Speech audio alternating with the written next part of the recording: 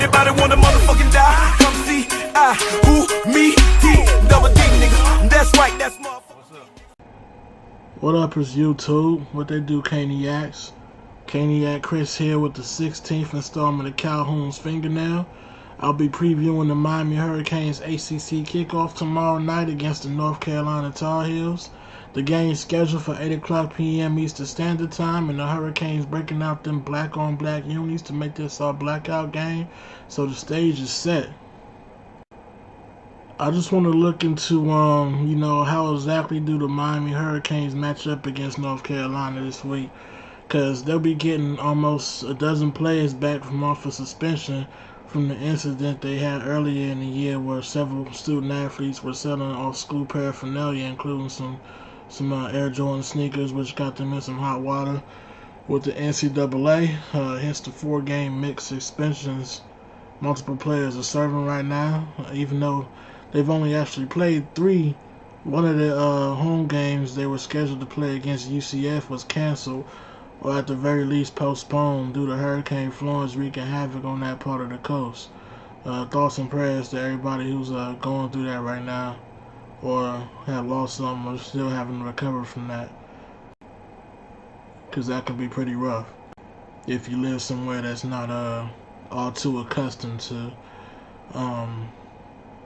coping with hurricanes like that. But yeah, this game last year between Miami and North Carolina was played in Chapel Hill, was a dogfight that came down to the last possession despite the two teams' records of wins and losses at the time. The overall head-to-head series between these two teams is similarly a dogfight, with the quote-unquote official tally of 10-9 in favor of the Miami Hurricanes. I put the word official there in quotation marks because it doesn't include 2 North Carolina victories during UNC's Butch Davis era over former Miami head coach Randy Shannon that were vacated after the fact retroactively due to a separate UNC student-athlete scandal that I think was academic, and it involves athletes across several sports at UNC, even though they did later clear Butch Davis's name from the incident. That said, the overall head-to-head series record between Miami and North Carolina, personally in my eyes, whether they cheated or not, the games were played and UNC won them, so I say Miami's behind 1 game in the overall series and needs to use tomorrow night's game to tie the series up, officially or unofficially, what have you. So if you follow this channel or the Miami Hurricanes in general, then you're at least somewhat familiar with what's going on with us so far this season. Our record stands at 3-1, and while we've looked great in our 3 wins and terrible in our 1 loss so far, it can be said that there's still a whole lot of things we got to figure out about ourselves, and conference play is a perfect time for all that to come to a head. Coach Rick seems to want to keep it under wraps who will start or play more at quarterback tomorrow night against UNC. I haven't heard as of this moment whether or not Miami will get anybody back from injury for this game, namely Jacon Johnson or Amon Richards. So there are several internal big ifs / question marks or X factors without even looking at the opponent yet.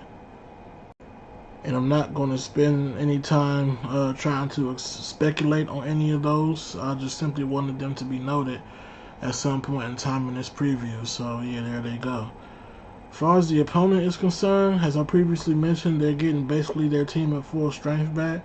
Among the list of returning players for them is starting quarterback Chad Surratt, who has a dual threat playing style, able to execute their offensive system with his arm or leg, so that's something we got to pay attention to and look out for.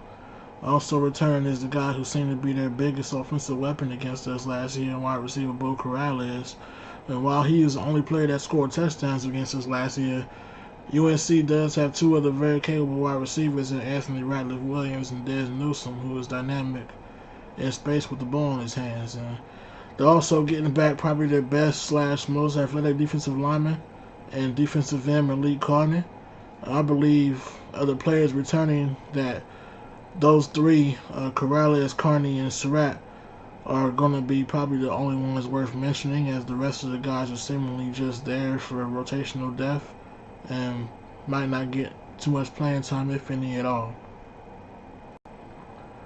Last Saturday, UNC played their home opener against Pitt. In the game, UNC won by a score of 38-35. The Tar Heels. This was the Tar Heels' first win of the season, bringing the record to 1-2 overall, 1-0 in conference play. Running back Antonio Williams rushed for 114 yards and 2 touchdowns, and backup quarterback Nathan Elliott, he threw for more than 300 yards in the day and had 2 scores of his own.